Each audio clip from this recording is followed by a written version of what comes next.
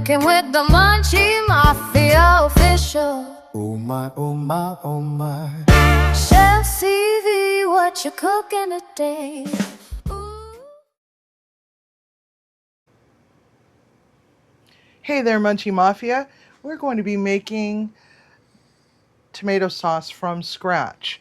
This is a bunch of Roma tomatoes. I've got 5 pounds here.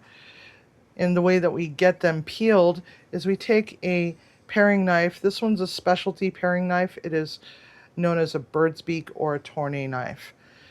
What we want to do next is take this knife and we're going to put like an X right across the bottom, just like so.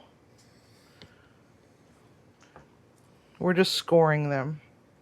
I already got 5 pounds already taken care of here, so these are the last 3 remaining, so you don't have to sit here and watch me do this over and over and over again. I like to use Roma tomatoes, and when you're going to choose Roma tomatoes, or any kind of tomato for that matter, at the grocery store, make sure that there's still some firmness and that they're not squishy at all. These are a lot sweeter than some of our regular tomatoes that you would find in the grocery store, and they have better flavor to them. So for our tomato sauce, we're also going to use some diced carrot. That's a fine dice known as a brunoise in French culinary terms. And then some sweet white onion. And this is optional. You can put some mushroom in there. I like to have it because it gives it more of an umami flavor, because this is going to be just a tomato sauce and not a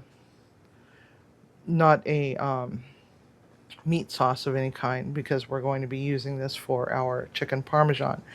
I've got some chiffonade of basil leaves right here. It's like one little packet. And then Italian parsley. Now, in order to make the tomato sauce taste more tomatoey, is double concentrated tomato paste, but I like to also use Gourmet Garden Italian herb paste. Whatever I need, I squeeze it out and then just pitch these into the freezer. These just came out of the freezer, but they're nice and squishy, so they're still easy to take out of these little tubes, even if they're frozen. And of course, a whole bulb of garlic. But we have all of our tomatoes scored on the very bottom. We're going to swing around over to our stove. We have some water boiling right now, and we're going to just drop these into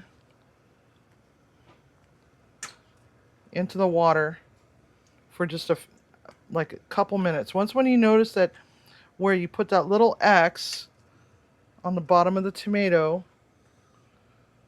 starts to peel up and curl, that's about the time that you want to take them out. Now, if you're going to be peeling tomatoes to use them as a raw product in whatever that you're going to do, like a caprese salad or something, but you don't want the skin on there, then you're going to want to put these into an ice bath immediately afterwards and get them shocked so that they cool off and don't turn kind of mushy. But we're making sauce. I put too much water in my pot. We're just going to give it a couple minutes. As you can see, some of them are already starting to peel up.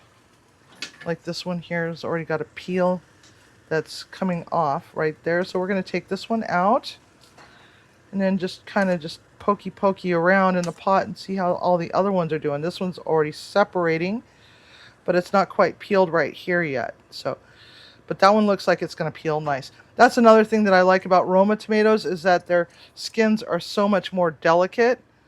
No, can't do that hand. And they peel easy. Some of the other tomatoes, their skins are just way too tough. This one has got some wrinkling, so that one can come out. This one's already starting to peel itself. And like I said, it only takes like a minute or two. And the reason why we're peeling them is because we're going to use them in a sauce. We don't want the peels in there. I mean, if you prefer to have the peels in there, you can put the peels in there, but it's not necessary. Like that one there is next. Next. Poke around a little bit more. That one's one as well. This one is starting to separate. And that one just needs just a little bit more time. A little bit more TLC. That was probably one of the last ones. So now we have all these. That one's starting to peel itself too. This one's good. You know, if you don't want to do it this way, the traditional method, you can always just take your tomatoes and just put them on a roasting pan and then stick them in the oven. Drizzle some oil on them. That's also a good way to do it. And then just peel them up, and if you want, or just leave them as is. So now, see how easy that is? Easy peasy. Just like so.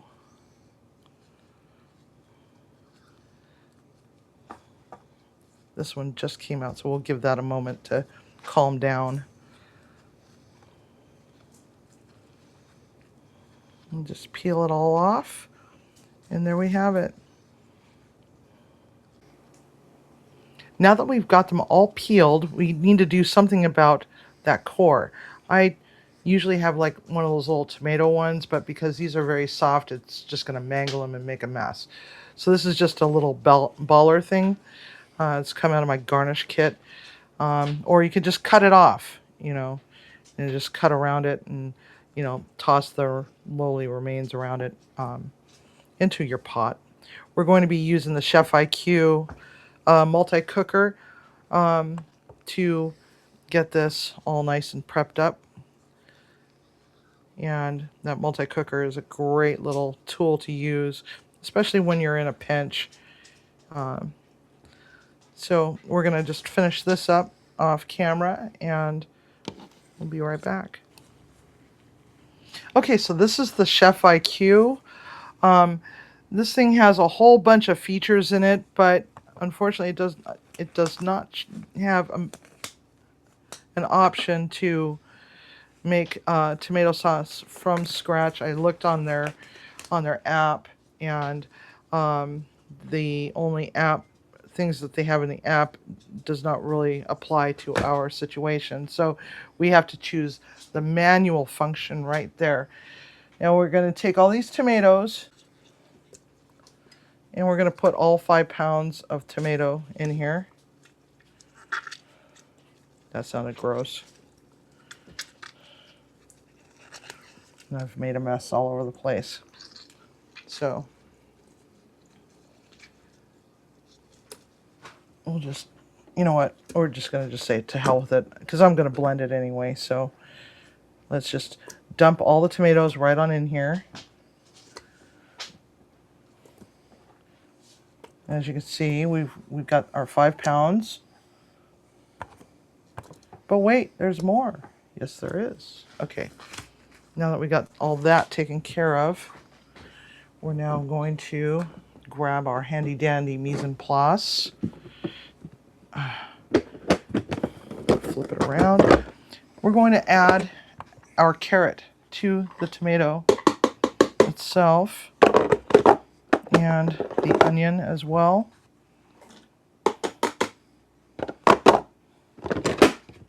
We're going to saute the rest of it. I should have sauteed the onion, but nah, that's okay. All right. Now I'm going to come back over here because we do need to add a little bit of water and a little bit of bouillon because we don't have enough in here for steaming. We don't want it to burn. So I'm just going to give it a half cup. Oh my God. There we go.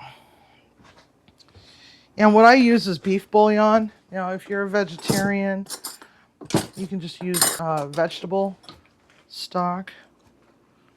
They make this paste in vegetable. So these are great to have instead of having to open up cans and containers of it if you only need just a smidge. Now, I'm going to take this tomato paste. We're going to add it because we want to really bring out the flavor And we're actually going to put the whole damn thing in there. And this one's a no salt added. There's also some that has no sugar added. The reason why we're adding carrot is because carrot can naturally lend a sweetness to it that pasta sauces desperately desire. Or else they just taste flat and tasteless. And then we're going to add some Italian herb paste, which is going to be a couple tablespoons, because we can always adjust later. Adjust. So there's that. Not quite 2 tablespoons. That's like a tablespoon and a half. So there we go. Now we got 2 tablespoons. And see, we already have the water in there. And we're going to give it a little bit of salt. A little bit goes a long way. And now, and come back around. The Chef IQ, oops, it went back to sleep again. The Chef IQ is great in that regard, that it's pretty much dummy proof. So we're going to choose manual on the screen. And we've already selected pressure cook. So now we're going to hit the button and we're going to go up to cook time. We're going to go 1 hour.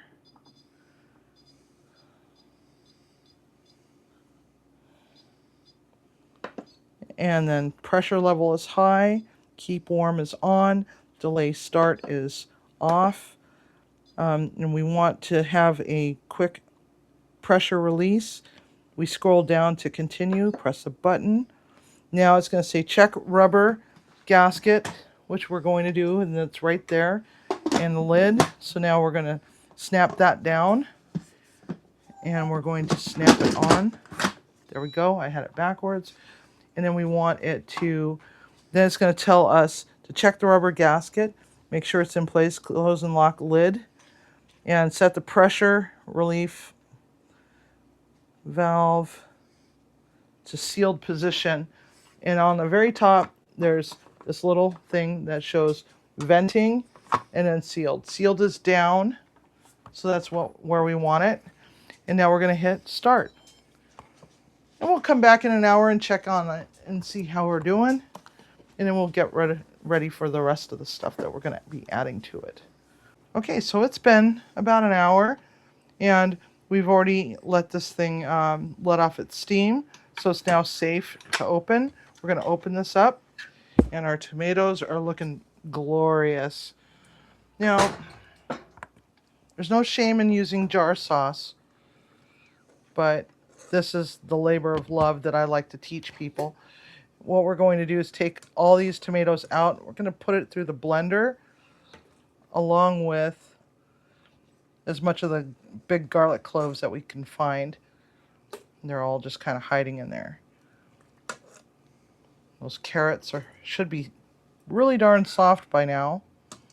And it's okay if we have some of the tomato juice from there. It's perfectly all right.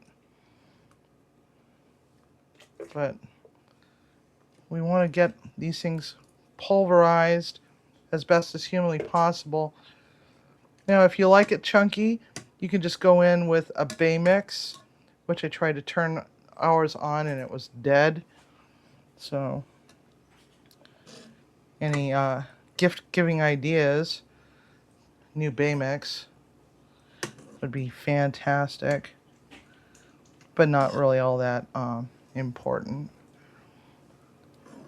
As you can see, it's all nice and saucy at the bottom. It's a little on the watery side, so once when we get all the tomatoes all crushed up, it should start to thicken. But we're going to put it back into the pressure cooker and just let it do its thing for just a little touch longer. Your blender is fully capped off so you don't end up with it all over a really expensive camera that's mounted on the ceiling. All right, so this is going to be really loud for a moment. And that should do it. Now,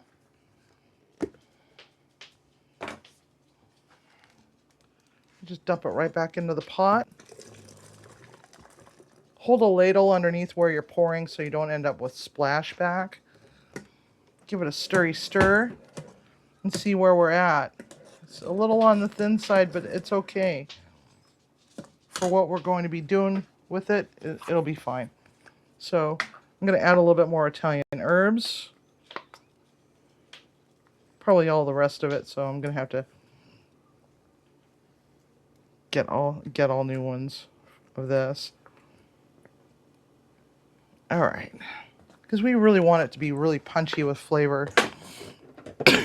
Now we have our flat leaf parsley. We're going to dump that in there, and also our basil chiffonade.